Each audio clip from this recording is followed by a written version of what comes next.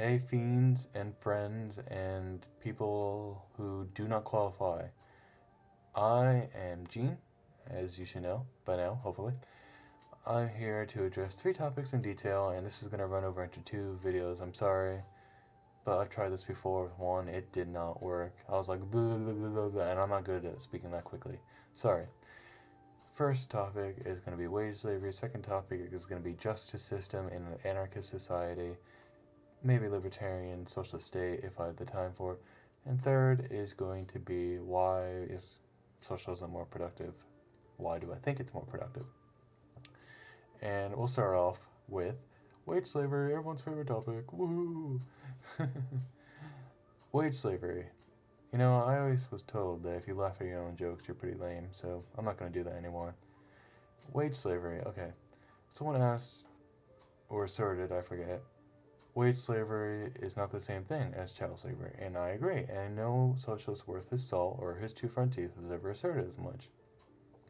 Wage slavery is a societal or aka situational slavery, and someone's going to probably chime in, well, there's no such thing as situational slavery. Okay, I'm going to have to provide a scenario to you, and I've used this scenario, sorry it's late, I'm about to go to bed too, scenario lots of times, so deal with my little interlude right now. Imagine you're in an oasis. I know I'm saying imagine. God, people are already Xing out. Imagine you're in a desert next to an oasis. And let's say that someone owns the oasis for whatever reason we want to believe. Natural rights or the government or he bought it. Whatever you think is best. Or the best reason for owning it. And it's the only water within God knows when and God knows how. That makes no sense, I know. And he's refusing to give you any. And he's refusing to help you at all. And so basically, he says, okay, you want water? You have to work for me for 20 days. And you all argue, well, we're about to die. We're not going to last 20 days. He says, too bad. You don't get the water till then. Well, what's going to happen pragmatically? We all know what's going to happen. There's going to be a revolt, and his water is going to be sucked to the, down to the very bottom. But let's take it from a philosophical approach. Is this, if the government, I don't know, somehow appeared, or if he had the means, and he expressed it through a government, and they couldn't get water till they worked 20 days, this would be situational slavery, and libertarian capitalists, some acknowledge that. And there's two branches, and I'm using that phrase from Milton Friedman, because I looked up to some things that he said. And basically, Milton Friedman said there's the consequentialist, sorry, God almighty, I'm so tired. Consequentialist and non-aggressionist. And non-aggressionist he identified as Ayn Rand. And consequentialists basically believe in the best optimal situation, best optimal freedom.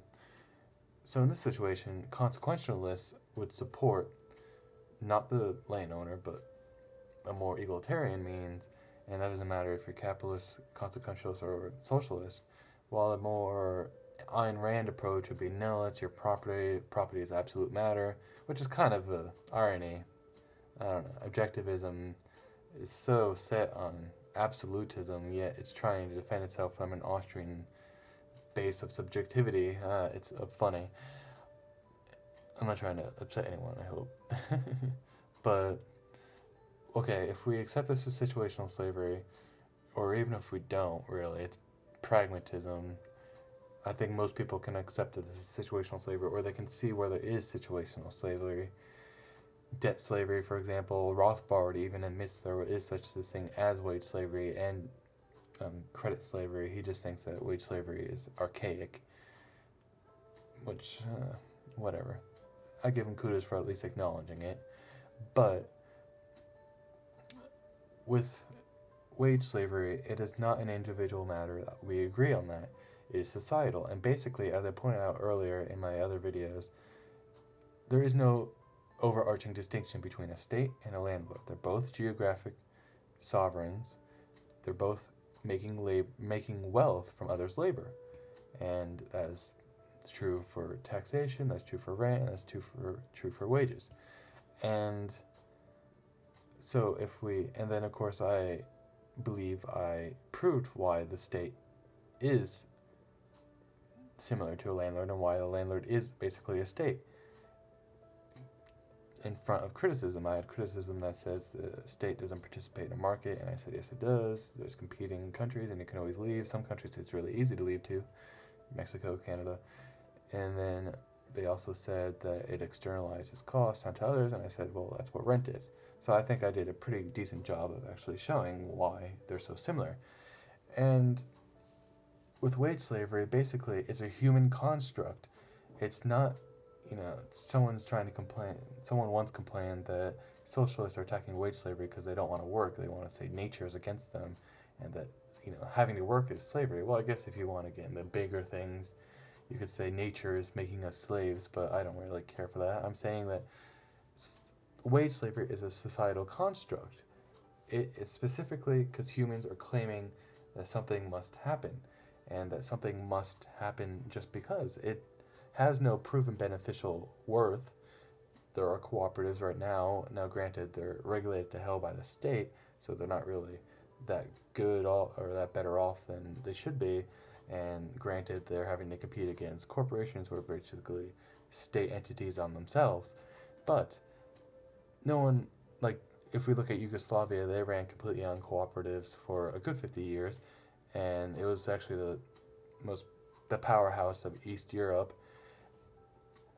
And so it's not as if we're talking about abolishing eating, because that's a human construct, I guess you want to call it, if you really want to stretch the term of construct. But no, we're talking about something similar to the state, and we're talking about landlords who are getting demand that exceeds their own ability. So what are they doing? They're saying, okay, I need help, but I'm still going to claim that everything you do is mine, that your labor is technically for me. And this is basically workers having to kneel before their landlord, before their capitalist. And this is why we oppose it. This is a societal problem now. We're not saying that individually in an anarchist society it's all going to go away. That rape's not all going to go away in an anarchist society or a libertarian socialist state. But we're approaching it as something similar. It's obviously not on par with rape or murder, but it's a problem. It's a problem we can identify, and it's a problem of hierarchy. And libertarian socialists, oppose authority that cannot prove itself necessary. Now, someone once told me that it's Marxist crap, it's not anything related to American ideology. That's not true. If you look at the Mills Girls, for example, during the cabin industry before the 1820s, you see that there's actually an independent movement against the wage system, but obviously it was crushed by just the force of capitalism coming within. And you see that Thomas Paine and Thomas Jefferson, they shared ideas, Thomas Paine especially, about opposing wage slavery. Thomas Jefferson was more of a land slavery, which Henry George picks up on, and which libertarian socialists would probably adopt in some ways in a libertarian socialist state, if there was a state. Not anarchism, because, obviously taxation. But with wage slavery, basically, you should come and ask, how many people out there really want a boss, and how many just accept the fact that there are bosses? And there's actually a video on YouTube, you can Google it. I think you just type libertarian socialism and you'll find it, and it asks people just randomly, so do you want a boss? And some of them answer yes, but most 90% answer no. And I found that fascinating, just because I found it fascinating that someone actually came up with the idea of asking people. Not that I find it fascinating people don't want bosses, that's obvious. Look at the big movement towards independent businesses. And I'm going to have to continue this in the next video. I'm going to address criminal systems in an anarchist society, and also why socialism is superior to capitalism.